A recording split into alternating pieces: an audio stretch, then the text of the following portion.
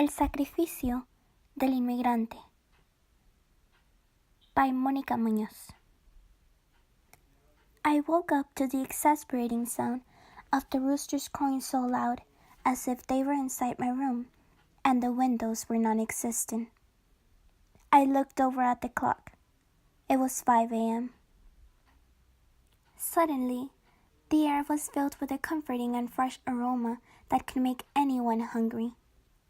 Drawn by the smell, I slowly got out of bed and walked towards the delicious smell that had a growling effect in my stomach.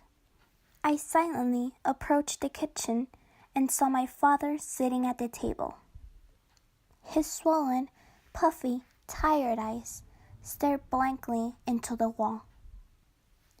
My mother was in the kitchen making her famous papas con chorizo and preparing the café con leche that my father enjoyed drinking every morning before work.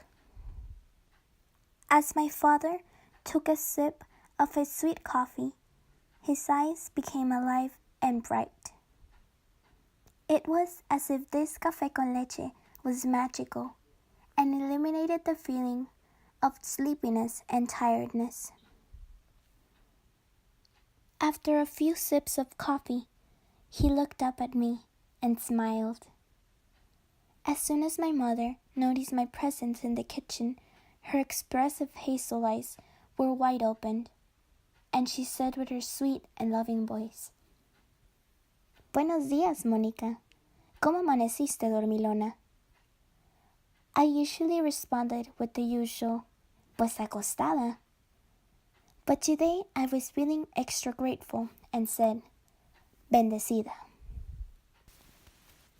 My mother then went on to continue preparing my father's lunch. She was equally tired as my father as she dragged her feet on the floor, moving from one side of the kitchen to the other.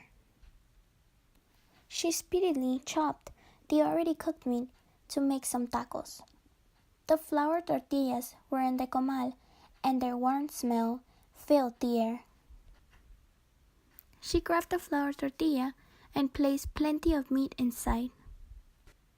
Then, she rapidly wrapped the warm tacos into a square of aluminum foil, since my dad had claimed that wrapping tacos in aluminum foil made them extra delicious. She placed the tacos in his large, red lunchbox just before my father grabbed it.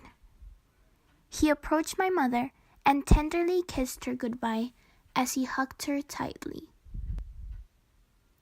As he let go of my mother, he approached me, gave me a kiss on the cheek, and finally walked towards the main white door of our house.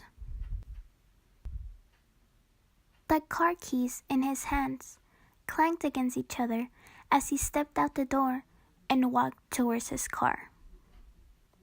As my mother and I stepped out the door, we greeted our neighbor, Don Quique, who was also leaving for work. As I saw my father drive away, I could hear car engines starting in the distance.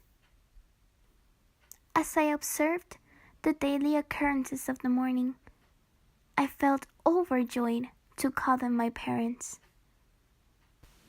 My father woke up before sunrise and came home after sunset, but I had never heard him complain.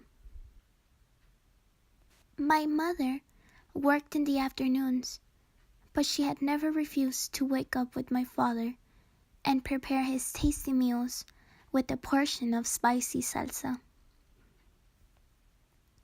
They were both hard-working individuals, teaching their children the beauty of diligent work by example.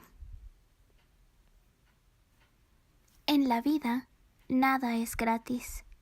A veces se requiere sacrificio, my father would often tell me. That morning, I stood in the middle of the street, staring at a neighborhood of Mexican-American families, filled with dreams, passion, and sacrifices. For one reason or another, We had immigrated to a land of opportunity, and we woke up early and slept late to take advantage of all it had to offer.